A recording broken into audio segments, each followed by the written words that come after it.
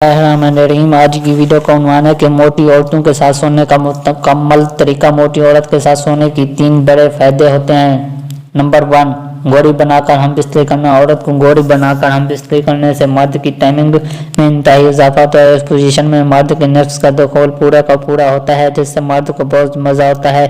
और औरत का जिस्म भी हम बिस्तरी के दौरान मर्द के जिस्म से लगता है, जो हम बिस्तरी के डबल कर देता है। नंबर 2, ऊपर बिठाकर हम बिस्तरी करना। औरत को अपने ऊपर बिठाकर हम बिस्तरी करने से मर्द की टाइमिंग में भी इजाफा हो जाता है।